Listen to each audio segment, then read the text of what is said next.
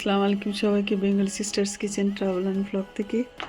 আমি আল্লাহর পরে সকাল সকাল উঠলাম, উঠে দেখলাম আমার উঠার আগেই আমার হাজব্যান্ড উঠে গেছে, উঠে গিয়ে লাল শাক উঠিয়েছে গার্ডেন থেকে আর ডাঁটা শাক উঠিয়েছে, এখানে রেখে দিয়েছে আমার জন্য। গোড়াগুলো কেটে সাইজ করতে হবে। গার্ডেনের অবস্থাটা দেখি, মাশাআল্লাহ আমাদের লাল শাক আর একটাতে উঠেছে, আরও দুইটাতে উঠেছে।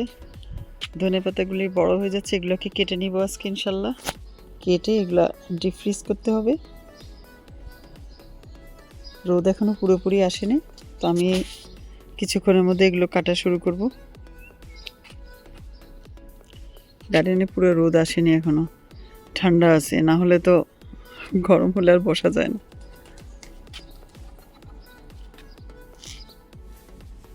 মাশাল্লাহ কচু গাছগুলো আমি এক সপ্তাহ আগেও হয়নি, প্রায় 6 দিন আগে কেটেছি, আবার বড় হয়ে গেছে। গরম যে, এই গাছগুলো আবার সুন্দর মতো হয়ে গেছে।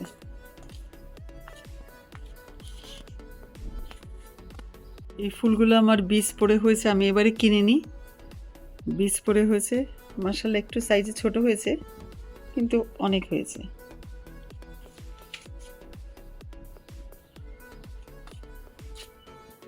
মরিচ গাছের অবস্থা ধরেছে মোটামুটি। এবার মরিচ গাছ আমরা আর লাগাতে পারিনি সেভাবে, তাই ভালো হয়নি। থাক, মাশাআল্লাহ যা হয়েছে। লাউ গাছের আগাছাগুলো আমি সাফ করে দিব। এই দিককারও যেগুলো বাড়তি আগাছা সেগুলো আমি কেটে দেব।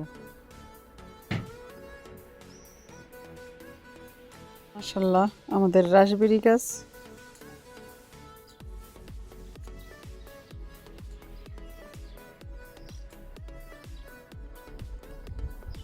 এই রাসবেরিগুলো উঠিয়ে নিলাম, বাকিগুলো অল্প পেকেছে, পরে উঠাবো। লাউ শাকের আগাগুলো নিচে ছিল, ওগুলো আমি কেটে নিলাম রান্না করার জন্য, মাছ দিয়ে রান্না করব। আর নিচের পাতাগুলো কেটে সব ক্লিন করে দিলাম দিকে ওদিকে। আর ওখানে রেখেছি পেঁয়াজ, পেঁয়াজ মানে পেঁয়াজের চামড়াগুলো পানি দিয়ে রেখেছি, ওই পানিটা গাছের গোড়ায় গোড়ায় দিই আমরা। ওটা একটা অনেক ভালো ভিটামিন গাছের জন্য। ছোট ছোট অনেক লাউ ধরতেছে কিন্তু মরে যাচ্ছে। পাতাগুলোকে আমি ক্লিন করে এখন এই আলু গাছের কাছে ভিতরে ফেলে দেবো। পাতার মধ্যে ডাঁটা শাক উঠে ভরে গেছিলো, আগে আমরা ডাঁটা শাকগুলো উঠিয়ে নিলাম, তারপর আমি ধনে পাতাগুলো সব কেটে ফেলবো।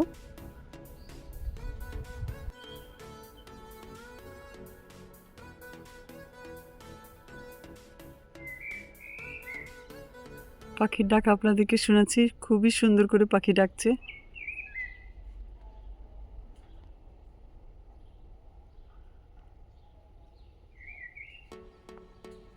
আমাদের অতিথি, এরা আমাদের আগেই খবর পেয়ে যায়।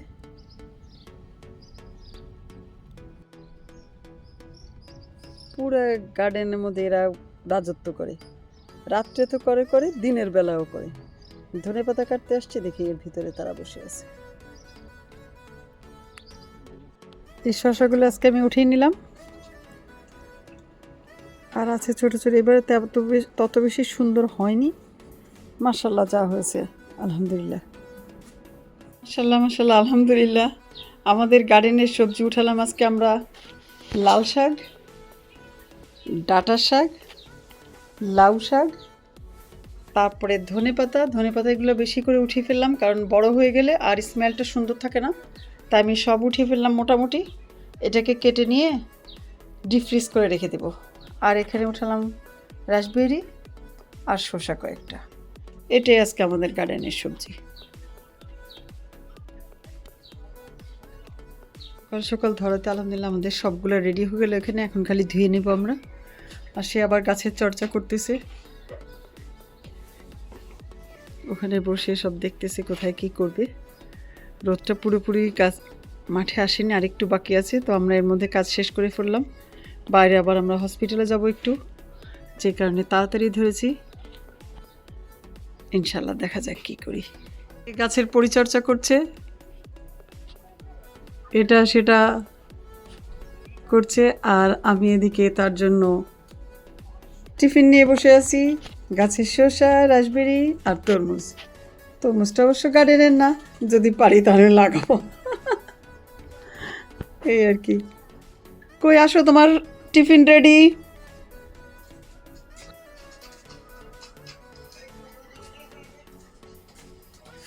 গার্ডেনে বসে গার্ডেনের ফলমূল খাওয়া আলহামদুলিল্লাহ মাশাল্লাহ অনেক ভালোই লাগে।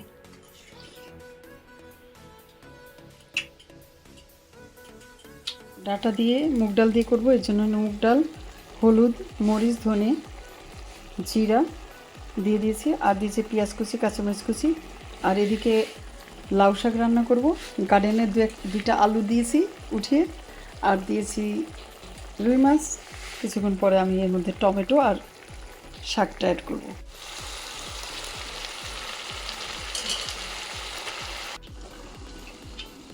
আলহামদুলিল্লাহ আলহামদুলিল্লাহ, বিদেশে বসে দেশীয় সবজি, দেশীয় স্বাদ। আজকে আমাদের গার্ডেনের লাউ শাক আর গার্ডেনের আলু দিয়ে রুই মাছ দিয়ে রান্না, ডাটা শাকের ডাটা দিয়ে, টমেটো দিয়ে আর মুগ ডাল দিয়ে রান্না, শাক ভাজি আর গরম গরম ভাত। গার্ডেনে বসে গার্ডেনের সবজি দিয়ে খাওয়ার আলাদাই আনন্দ।